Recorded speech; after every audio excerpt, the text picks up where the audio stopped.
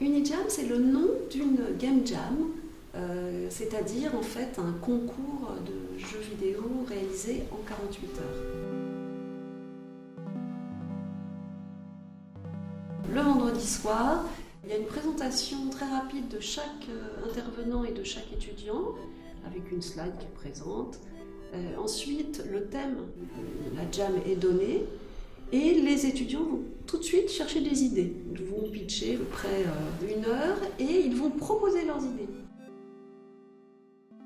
Une game jam, mais en fait qui va réunir deux populations. La population des élèves de la licence pro de Game Design et Level Design qui est basée à Bobigny, d'une part, et puis les étudiants de Jean, donc des élèves ingénieurs en dernière année, d'autre part, et on va mettre ces deux populations ensemble pour qu'ils puissent travailler ensemble, qu'ils apprennent à communiquer ensemble et surtout qu'ils développent des jeux.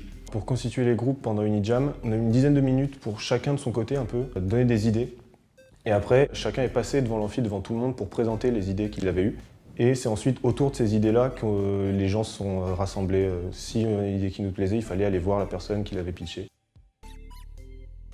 Ça reste travailler avec des gens qu'on n'a jamais connus avant et avec lesquels on n'est pas du tout habitué à travailler, et surtout de travailler avec des gens d'une formation différente. Je suis très habitué à travailler en équipe, mais à travailler avec des gens de ma filière, de mon école, qui finalement ont la même formation que moi. Et c'est la première fois que je suis dans une équipe où les profils sont réellement variés et où chacun a des compétences qui complètent réellement les autres et pas partagées par chacun.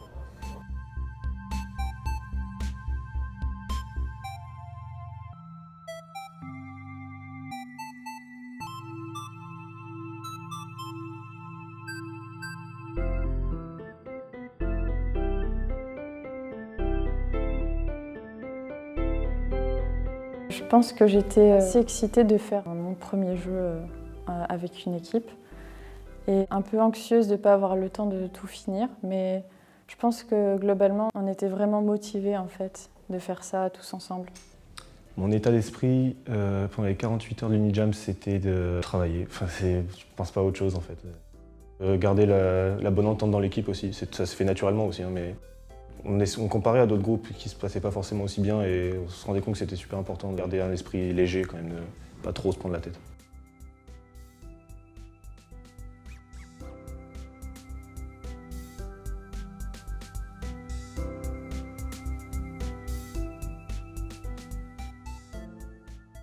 Ce sont plutôt les encadrants professionnels qui aident les étudiants sur le Game Jam.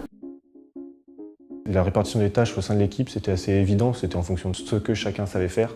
Dans mon groupe, c'était assez simple, il y avait 2 programmeurs, 2 graphistes et moi, donc je me suis occupé de la conception, enfin plus le level design, et donc les autres se sont occupés donc, de programmation et graphisme. Ça s'est fait très naturellement sur ce que les gens savent faire en fait.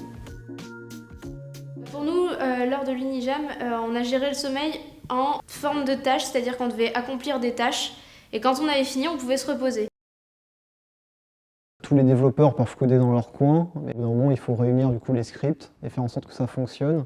Et c'était le dimanche matin, donc quelques heures avant la présentation, on avait eu des bugs de script et c'était dur à implémenter. Il y a un moment où on pensait que le jeu n'allait pas sortir, mais au final non, on a réussi, donc c'était assez sympa. C'est réparti les tâches dans l'équipe en fonction des connaissances de chacun, forcément. Donc nous, les ingénieurs, forcément, on allait plutôt se charger du côté code, comment implémenter certaines idées, etc. Parce que c'est nous qui avons vraiment les compétences en code dur. Et de l'autre côté, les designers, eux, nous apportaient plein d'idées hyper intéressantes. Pendant que nous, on était dans le dur à coder, eux pouvaient avoir de nouvelles idées qui pouvaient jaillir et qu'on pourrait essayer d'implémenter. Et c'est eux aussi qui sont chargés de tout ce qui était son, graphisme, etc., tout ce qui était l'enrobage du jeu, pendant que nous, on faisait des lignes. Être tous ensemble, à penser tous à la même chose, ça fait que ça passe très vite et c'est sympa. Les testeurs nous ont aidés quant à la compréhension du niveau. Il y avait certains puzzles dans notre niveau par exemple qui n'étaient pas intuitifs du tout et ça nous a un peu aidé à nous débloquer à ce niveau-là. Les testeurs sont là à plusieurs moments, c'est-à-dire qu'on a des encadrants qui viennent tester le jeu régulièrement justement pour éviter qu'on se retrouve au dernier moment en mode on vient de trouver le bug. C'est ouvert au public, du coup, les jeux sont installés dans le hall à l'entrée de l'amphi et tout le monde peut tester et discuter avec les équipes. Donc pendant à peu près 1 heure, il y a cette phase de test qui est assez intéressante pour les concepteurs.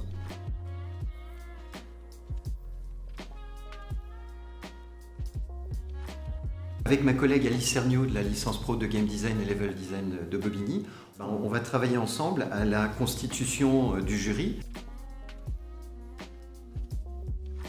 Alors cette année, c'était un peu exceptionnel et maintenant on va pouvoir le mettre en place dans les années prochaines. C'est-à-dire qu'on a décidé de recruter un certain nombre d'encadrants parmi nos anciens étudiants. Et c'était une expérience extrêmement riche. Ça m'a fait super plaisir qu'on n'ait plus au public.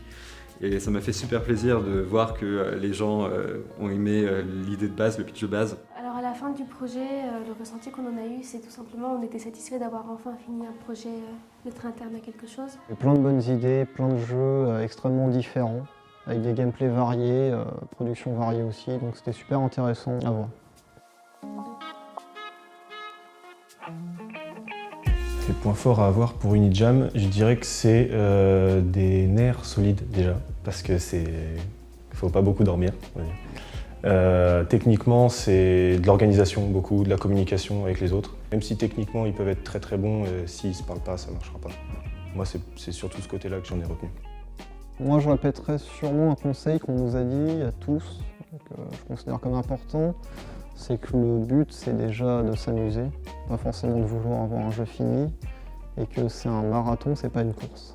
Donc faut pas hésiter à se reposer, à aller dormir, à réfléchir à autre chose et à revenir travailler après. Pour vous donner un exemple, cette année, il y a un partenaire qui a sponsorisé et à ce titre-là, il avait la possibilité de faire partie du jury et là, il recrute 3 stagiaires, ce qui débouchera probablement sur 3 embauches. Donc c'est tout bénéfice pour les partenaires.